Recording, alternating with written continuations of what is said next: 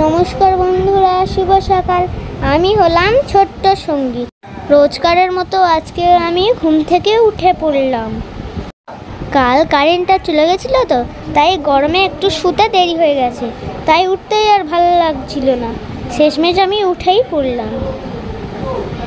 আমার ব্রাশ করা হয়ে গেছে, আমি এবার জল বিস্কুট খেয়ে নেবো। প্রতিদিন ছাতু খাই, আজকে ছাতুটা না শেষ হয়ে গেছে, তাই আমি জল বিস্কুট খাচ্ছি। কাল রবিবার ছিল, কারণ এঁচোড়ের তরকারি হয়েছিল।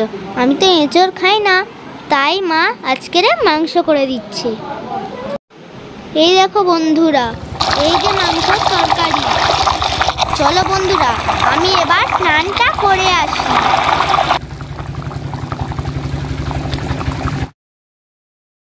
চলো বন্ধুরা, আমি তেলটা মেখে এবার বেরাবো স্নান করতে।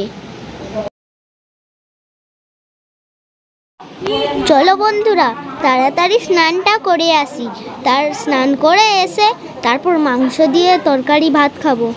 আমি এখন মাঠের পুকুরের দিকে যাচ্ছি।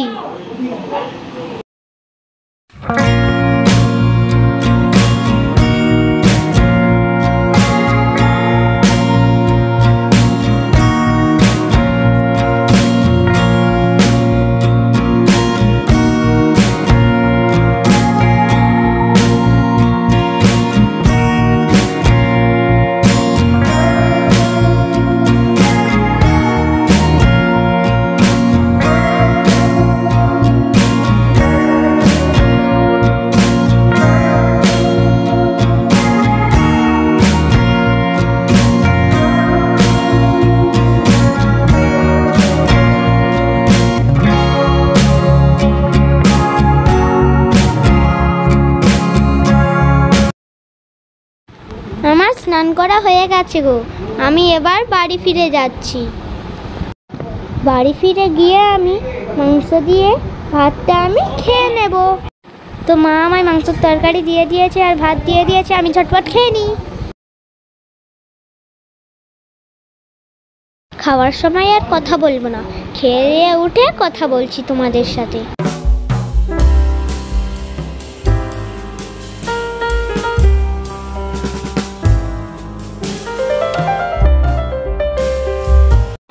আমি আর বুলটাই দিদি মিলে দাদার উপর একটু বদমাইশি করছি।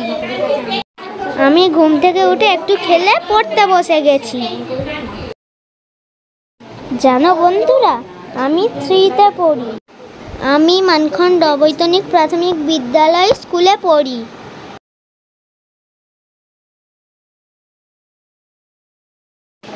আমার পড়া হয়ে গেছে, আমি এবার ব্যায়ামগুলো প্র্যাকটিস করে নিই। আমি ফার্স্ট নমস্কার করে নিচ্ছি, তারপরে আমি দেয়ালে পা তুলে হ্যান্ডস্ট্যান্ড করার চেষ্টা করছি। জানো বন্ধুরা, আমি হ্যান্ডস্ট্যান্ড করছি কারণ আমার হাতে একটুও জোর নেই।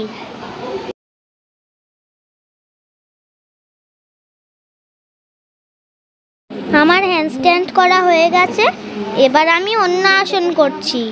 এই আসনটার নাম হলো যোগনিদ্রা আসন। এই আসনটা খুব কঠিন, তাই আমি এই পাটা আটকাতে পারছি না। অবশেষে আমি আটকেই দিলাম। আমার ব্যায়ামগুলো তো খুব কঠিন, তাই আমি ধীরে ধীরে প্র্যাকটিস করি। আর আমার ভিডিওটা এখানেই শেষ হলো। টাটা, সবাই ভালো থাকবে আর সুস্থ থাকবে, সাবধানে থাকবে।